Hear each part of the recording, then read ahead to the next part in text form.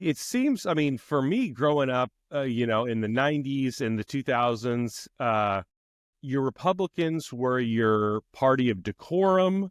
They were your Chamber of Commerce people. You know what I mean? George H.W. Bush, this, distinguished statesman kind of thing. And now, Democrats are the people trying to preserve decorum. And you've got Donald Trump completely just, like you said, giving a middle finger to all that. Does this like reversal swap? What do you make of that? No, I mean, right. So I know a lot of Republicans who just detest Trump because he doesn't have decorum, right? He's starting things with like Greenland and Canada and, and just because he can, like, he just doesn't care. And so, yeah, it's like he's in the back of the class, right? Being lectured at, just scrawling his name in the desk with a knife and smoking, and just no one's going to tell him what to do. There were a lot of Republicans hate that because it upsets business as usual. And I think there's a sort of larger, right, this is me being religious, right? There's this larger spirit in the world of a lot like right-wing populism. This is like America, Argentina, Brazil, France, England, Germany, Italy, Hungary. And like a lot of people are saying, like, the system as it was, the polite system, right? The suits and ties and the Chamber of Commerce, they started looking out only for themselves and they stopped caring about the little guy. And the little guys just sort of had enough. And so anybody who comes in and promises to be a disruptive figure gets this like huge wave of support. That's interesting. I feel like a lot of the right-wing populism across the world here, Brazil, it's a number of European countries that's on the rise.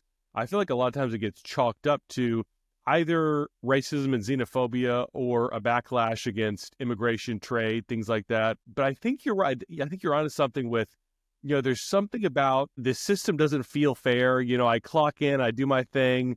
In 2008, I did everything I was supposed to, and I lost my house, Yeah. and some banker got a bailout. There's some like bigger, it's not fair mentality that I don't think is completely irrational. That I think that's a part of the response. Yeah. No, so there's this concept of noblesse oblige, right?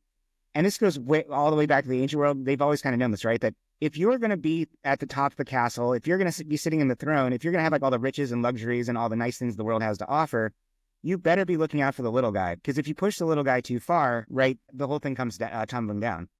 And so if you look at like immigration in Europe, right? So from the Chamber of Commerce, elite, wealthy point of view, like look at all these people we can bring over. They're going to work for less wages. They're going to, maybe they're really good workers. We will just bring in like waves and waves and waves of people who will work cheaper, and like that'll help our bottom line. Right? We'll make more money in the spreadsheet.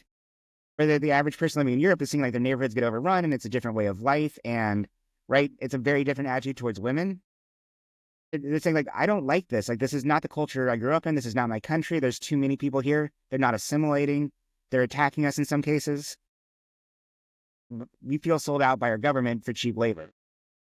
Yeah, that's interesting. I mean, it feels like there's a lot of people who, for most of their lives, were apolitical. Yeah. And, there's a number of movies where it's like the protagonist, I'm trying to stay out of this fight, and they keep pushing him, like The Patriot, they kill his kid, and John Wick, they kill his dog, and then, just something snaps, and it's like, I've got to get in this fight.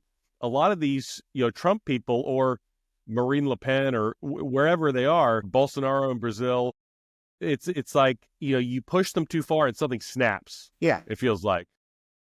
Right. At some point, yeah, you're just like, I've lost everything or I'm going to lose everything. I don't care anymore. I'm going to try and take it down with me. Yeah. You see that all over the world too. Like, that's not a Western phenomenon. That's a, universal thing, right? Suicide bombers, people self-immolating themselves with gasoline. At some point, you're just like, I have to send a message, like something has to happen, and it has to be drastic.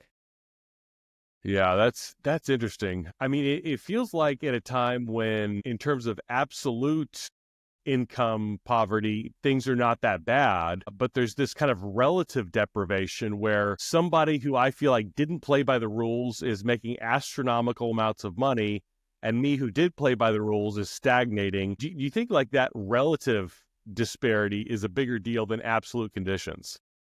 Yeah, I think, right, because part of it too is like, we're always looking at status and comparing ourselves to others. That's a fundamental part of human nature.